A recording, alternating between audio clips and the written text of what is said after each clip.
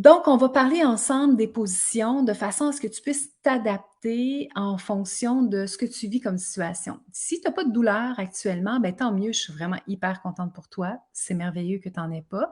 Si tu as pas de douleur, on va s'organiser pour que ça reste comme ça, puis qu'il y ait pas de douleur qui apparaisse finalement dans le courant des prochains jours, prochaines semaines, parce que tu vas avoir la possibilité d'adapter la position dans laquelle tu dors. Si tu as présentement des douleurs, je vais te dire comment réfléchir pour trouver ta solution idéale.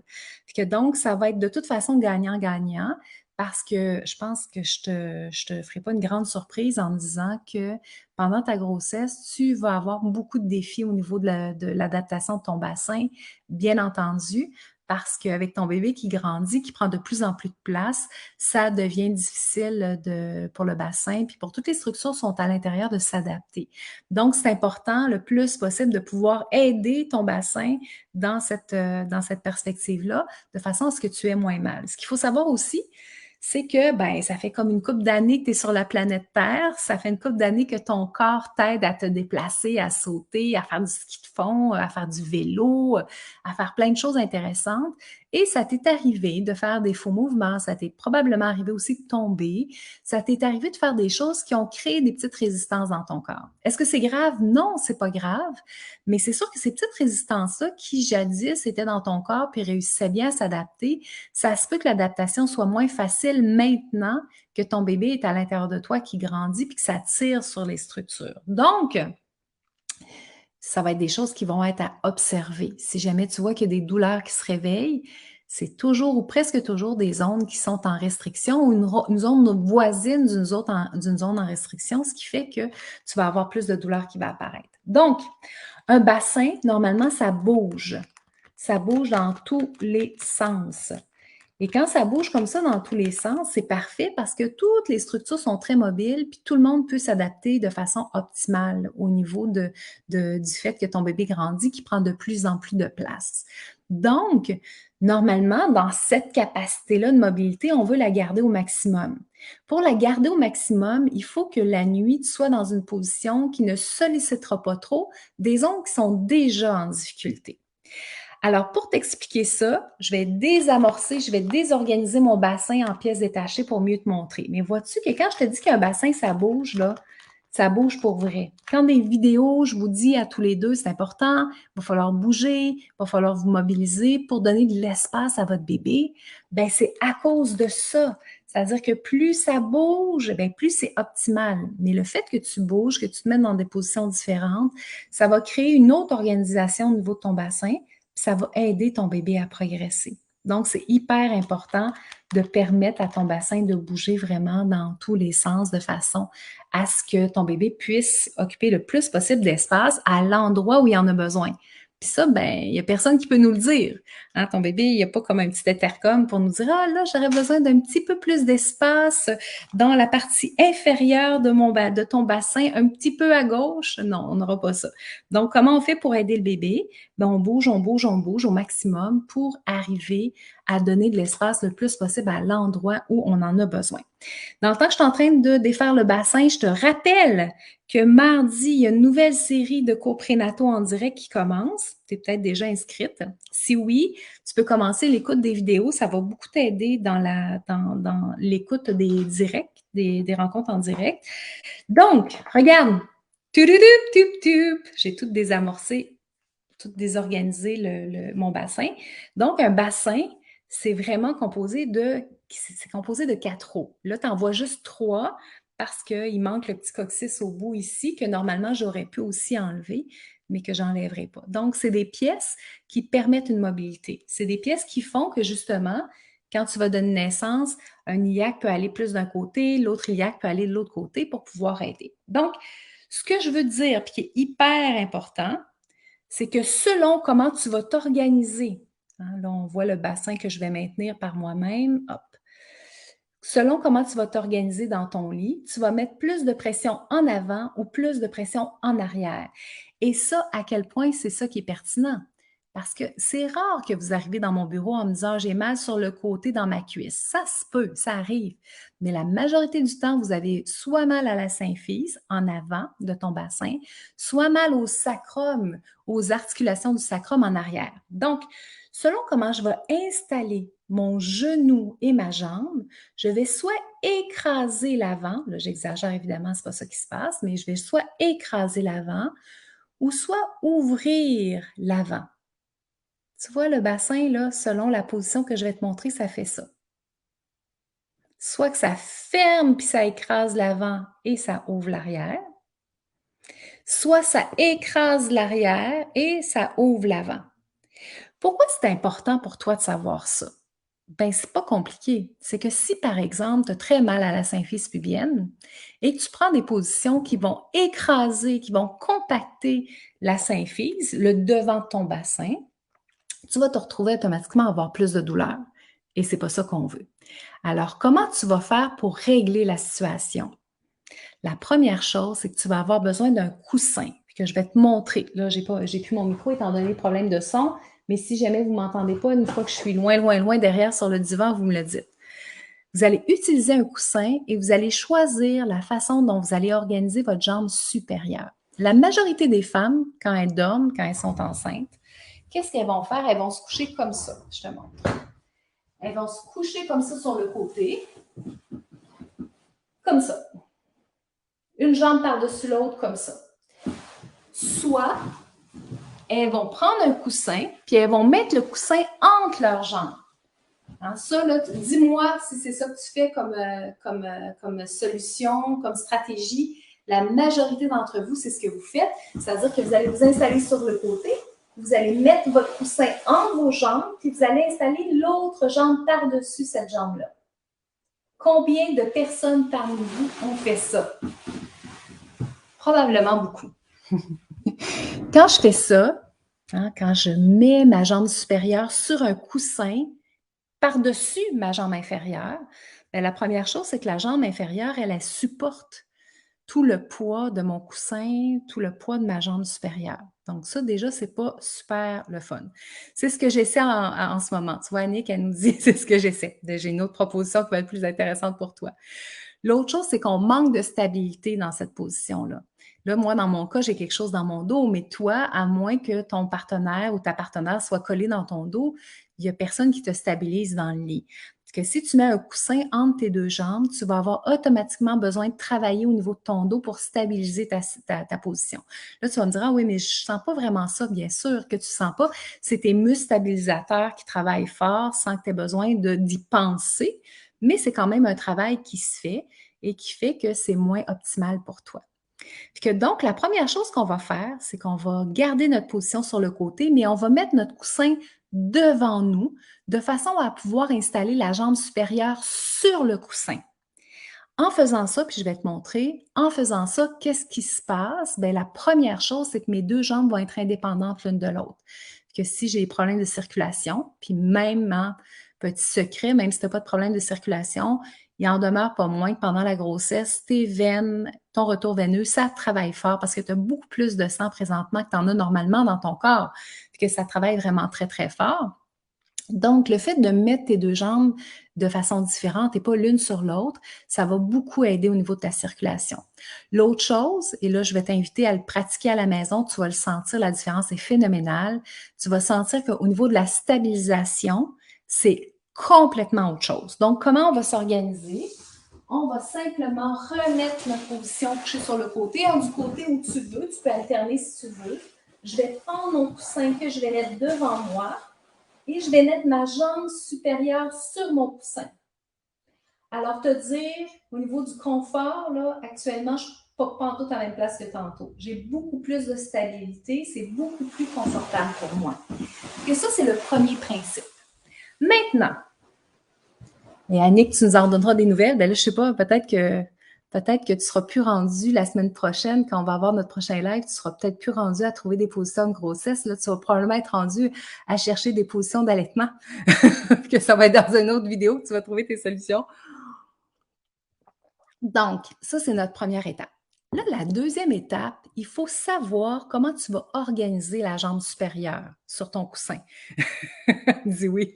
Parce que là, tout le monde, là, Annick, là, il faut envoyer à Annick plein de belles ondes, parce qu'Annick est prévue pour donner naissance ces jours-ci. Puis vous êtes peut-être d'autres, là, dans le fil d'actualité. Même si c'est en replay, dis-moi si vous êtes dans votre zone, là, 38-42 semaines, puis que votre bébé peut se présenter d'une journée à l'autre. Racontez-nous ça dans le fil d'actualité, puis on va comme vous envoyer tout le monde un gros paquet d'ondes là, pour cette belle expérience-là qui s'en vient. Donc, comment je vais faire pour savoir comment je vais positionner ma jambe sur mon coussin? Alors, c'est pas compliqué. Il faut simplement comprendre que plus mes deux genoux vont être près l'un de l'autre, plus je vais fermer, compacter l'avant de mon bassin. Donc, imagine, là, je ne sais pas si vous avez déjà vu l'émission La Petite Vie, parce que ça fait longtemps, là, vous êtes plus jeune que moi, mais dans l'émission La Petite Vie, qui était une émission humoristique qui a eu beaucoup, beaucoup de succès au Québec, là, oh wow, c'est vrai, Noémie, même chose pour toi. Magnifique, merveilleux. C'est génial. C'est le fun quand vous me rappelez, parce que dans le flux, là, des fois, j'oublie là, dans qui est où dans ces dates prévues d'accouchement. Magnifique, Noémie, je t'envoie plein d'amour et plein de belles énergies pour ça. C'est magnifique. Donc, dans l'émission La Petite Vie, je ne sais pas si tu te souviens si tu l'as déjà vu, mais les gens, ils se couchaient debout. Ça faisait partie des drôleries de l'émission. Quand ils allaient se coucher le soir, ils se couchaient debout face à un mur qui supposément était leur lit. Puis imagine qu'on est dans cette situation-là, puis que moi, je suis couchée présentement, et que j'ai ma jambe qui est sur mon coussin. Alors, je peux mettre ma jambe comme ça, mais je peux m'organiser pour que ma jambe soit plus près aussi. Puis, qu'est-ce qui va faire ça? Bien, ça va être la hauteur de mon coussin. Donc, plus mes deux genoux vont être proches, plus ça compacte l'avant de mon bassin. Que si tu as mal à la symphyse pubienne, imagine que tu as mal à la symphyse pubienne dont on parlait tantôt, qui est l'avant de ton bassin, et que tu ne mets pas de coussin et que tes deux genoux sont collés l'un sur l'autre, bien, en plus de tous les inconvénients dont je t'ai parlé tantôt, tu compactes l'avant de ton bassin. Donc, si tu as mal au niveau de ta symphyse, bien, tu augmentes dans le fond tes risques d'avoir de plus en plus mal parce que la zone n'a pas beaucoup de liberté pour être capable que tout circule, que tout se répare, que tout ait assez de mobilité pour pouvoir s'organiser. Donc, si j'ai mal beaucoup en avant, je vais mettre un coussin qui va avoir une hauteur qui va permettre d'ouvrir un peu l'espace en avant de façon à pouvoir avoir moins de douleur. Mais n'oublie pas que si je mets mon coussin qui est très, très, très, très haut, que je vais vers l'inverse, qu'est-ce que je vais faire? Je vais compacter l'arrière. Alors, ça se peut que moi, j'ai besoin d'un coussin qui va aller grosso modo au milieu de ces deux histoires-là, de façon à donner du petit lousse en avant, puis de donner du petit lousse en arrière. Ça se peut que je sois dans une position où je vais avoir besoin d'aller un petit peu moins haut au niveau de mon coussin pour compacter un petit peu plus l'avant, puis ouvrir un petit peu plus l'arrière. Donc, je vais pouvoir jouer avec le coussin. Et c'est une des raisons pour lesquelles moi, j'aime beaucoup ce coussin-là. En plus, c'est fait au Québec, à Montréal, de coussin etc. Et by the way, vous avez un code promo au Paléo qui vous donne 15% si jamais vous ne l'avez pas. Vous pouvez profiter là, du code promo sans problème. Donc, je reviens ici. Si je suis couchée sur le côté et que je mets un tout petit peu d'épaisseur au niveau de mon coussin et que je fais ça, bien, ce que je retrouve, c'est j'ai un petit peu de lousse en avant, hein? Beaucoup moins que si je faisais ça. Mais si je fais ça et que je mets beaucoup, beaucoup, beaucoup de coussins, bien, ça se peut pour moi que ça soit la position idéale. Mais dans cette position-là, je vais me retrouver à compacter l'arrière de mon bassin et avoir à ce moment-là peut-être plus de douleur au niveau des sacro-iliaques, au niveau du sacrum en arrière. Que si, par exemple, pour moi, les deux ondes sont douloureuses, bien, ça se peut que mon idéal, ce serait de faire un genre d'entre-deux, où à ce moment-là, je me retrouve à prendre soin d'en avant et je me retrouve de prendre soin d'en arrière aussi, de façon à pouvoir être le plus confortable possible. Et le petit cue, pendant l'accouchement, si tu te souviens dans les vidéos, en fait, tu dois te souvenir certainement si tu les as regardées parce que c'est assez marquant. Te souviens-tu, le bébé, il passe par l'arrière. D'ailleurs, vous êtes plusieurs à m'en parler, à faire comme « My God, je savais pas ça, c'est quoi cette histoire-là? » Ben oui, le bébé, il passe par l'arrière, il passe par le sacrum. C'est sûr que pendant l'accouchement, c'est très intéressant que j'ai pas trop d'épaisseur de coussin Parce que oui, je te propose de prendre cette position-là aussi quand tu es couché sur le côté pendant le travail et l'accouchement. De donner un cue à ton conjoint ou à ta compagne pour qu'elle puisse mettre un coussin devant toi et non pas entre tes jambes. Parce que là, on se souvient que pendant tes contractions, on veut que tu te lâches complètement, que tu te laisses complètement aller. Ben, c'est drôlement difficile de me laisser complètement aller s'il faut que je me maintienne parce que je suis comme en perte d'équilibre, même si c'est une mini perte d'équilibre. Il faut que tu te sentes très, très stable de façon à ce que tu sois capable, hein, les fesses molles, les épaules molles, les bras mous, complètement relâché dans ton expérience, bien, pour ça, j'ai besoin de stabilité et pour ça, j'ai besoin d'ouvrir l'arrière parce que mon bébé, c'est par là qu'il s'en va dans un premier temps. Puis que donc, je vais mettre un coussin devant ta cuisse pour déposer ta cuisse supérieure, mais sans trop augmenter la hauteur de ce coussin-là, de façon à ce que ton bébé ait le plus de place possible en arrière. Parce que, effectivement, c'est par là que ça se passe. C'est comme souvent, on a l'impression que c'est par en avant que ça se passe, mais non, c'est vraiment par en arrière que ça se passe. Donc, si je mets beaucoup de coussins puis que je mets ta jambe très haute avec le coussin, qu'est-ce qui va se passer? Je vais fermer l'arrière. Alors, comment faire pour te rappeler de ça? Parce que là, ça se peut que tu me dises, ouais, mais là, mon Dieu, il ne faut pas que j'oublie, il ne faut pas que j'oublie. Hey, c'est tellement facile. Quand tu étais petite, là, puis tu allais au dépanneur chercher quelque chose pour ta maman, là, je ne sais pas si ça existait encore, ce genre d'affaires-là, dans ton époque. Je pense que oui. J'imagine que tous les enfants du Québec, peu importe leur génération, sont allés au dépanneur pour chercher quelque chose. Quand tu arrivais au dépanneur, là, puis que tu avais envie de pipi, là, puis tu faisais comme, oh my God, j'ai envie de pipi, puis il faut que je fasse mes petites affaires, qu'est-ce que tu faisais? Tu faisais ça, right?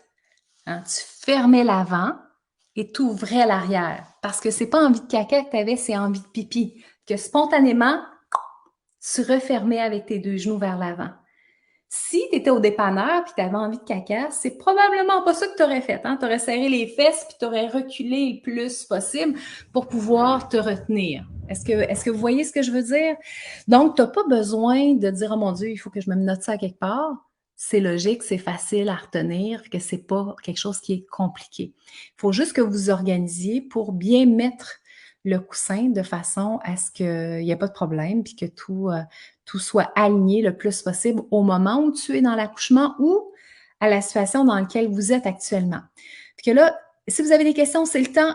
Pitchez-moi ça dans les commentaires. Si tu es en replay, tu peux aussi poser tes questions dans les commentaires, puis je vais y répondre avec plaisir. Donc, en résumé, le coussin toujours en avant de toi, en avant de ton corps, en avant de la jambe qui est déposée sur le lit pour installer la jambe supérieure dessus. Et tu vas bouger la hauteur, la grosseur du coussin en fonction d'où tu veux donner du lousse. Est-ce que c'est en avant que ça fait mal ou c'est en arrière? Donc, plus le coussin va être petit, plus je compacte l'avant parce que mes deux genoux vont se rapprocher. Plus mon coussin est haut, plus je vais compacter l'arrière parce que ma symphyse pubienne, elle, va s'écarter. Que voilà, que je vois pas de commentaires qui arrivent pour l'instant dans le chat, que je prends pour acquis que vous n'avez pas de questions pour l'instant. Merveilleux. On se retrouve la semaine prochaine. On va parler la semaine prochaine de qui va être là à ton accouchement. Hein, ça, c'est un sujet inspiré d'un accouchement d'il y a plusieurs années où le papa m'a regardé, puisqu'il y a des gens qui rentraient dans la chambre, puis papa, il m'a regardé, puis il m'a dit comme, écoute, si ça continue comme ça, il va falloir installer une estrade, là. Parce qu'il y avait beaucoup de monde qui était en train de rentrer dans la chambre. Fait que je pense que c'est une inquiétude qu'on a souvent à se dire, oui, mais OK, qui va être là? Il va y avoir plein de monde qui vont être là, qui vont me regarder alors que je vais être toute nue, toute écartée. Puis qu'on va s'en parler, de voir qui va être là, dans quelle situation et compagnie. Donc, si on a mal, ici, on a quelqu'un qui nous demande si on a mal à la hanche qui se trouve en dessous. Ben, écoute, à quel point mon truc va t'aider? Parce que alors, je ne sais pas si tu n'as pas autorisé, il faut que tu ailles autoriser ton commentaire. Si je te connais, peut-être que je ne te connais pas, il faut que tu ailles dans la description pour pouvoir autoriser Facebook à me montrer qui tu es, si tu es d'accord. Puis que donc, si tu as mal à la hanche en dessous, la première chose que ça nous dit, c'est qu'il y a du poids. Hein. Cette hanche-là en dessous, elle a du poids présentement à avoir, à assumer. Que donc, le coussin en avant, effectivement, va beaucoup t'aider à enlever ce poids-là. Que donc, ça va vraiment être la chose qui va être vraiment intéressante. Donc, tu vois, il y a Annick qui nous dit exactement la même chose. Si vous avez mal à la hanche qui est en dessous, le coussin en avant de vous va régler en partie la problématique parce que ta hanche, ton bassin ne sera pas obligé de supporter tout ce poids-là. Le poids que ton coussin va prendre va faire la différence. Donc, tu n'as pas de temps à te casser la tête avec moins de coussins, plus de coussins. Commence par installer le coussin, puis après, fais des tests. Là, toutes les deux, là, vous êtes deux à être dans cette situation-là. Faites des tests. Si en plus, vous pourriez avoir un petit peu plus de confort, encore plus, grâce à plus ou moins de coussins. Parce qu'il y a une question de poids, mais il y a aussi une question de qu'est-ce qui se passe au niveau dynamique dans ton bassin. Puis vous allez le sentir. Hein? Mettez-vous beaucoup, beaucoup, beaucoup de coussins, pas beaucoup de coussins. S'il y a trop peu de coussins, vous allez avoir l'impression que vous êtes tiré vers l'avant, vous ne serez pas confortable. S'il y a trop de coussins, probablement que vous ne serez pas confortable non plus. Que votre situation idéale, qui est une situation juste pour toi, parfaite pour toi, parce que tu es la seule à avoir ce corps-là, ce bassin-là, ce bébé-là, exactement dans la position où il est, ben ça va être possible de tester puis de voir c'est quoi ta position idéale. Puis que donc, les deux, là, puis vous êtes probablement plus, qui ont mal à la hanche, qui se trouvent en dessous, installez votre coussin pour diminuer le plus possible. Vous allez voir, le coussin va prendre à sa charge une bonne partie du poids, ça va faire la différence. Et n'oubliez pas que ça, c'est un truc aussi pour votre allaitement. Quand vous allez allaiter couché sur le côté, ça va être la même chose. Là, tu vas me dire, oui, mais je ne serai plus enceinte. Ben, c'est pas grave. Parce que si tu veux t'assoupir, si tu veux relaxer dans le temps que ton bébé est en train de téter, on a besoin que ton bassin soit très stable. Que je vous souhaite un super de bel après-midi, une super de belle soirée, peu importe où tu es, là, en fonction d'où tu es sur la planète Terre. Puis on se dit à très bientôt. Bye bye!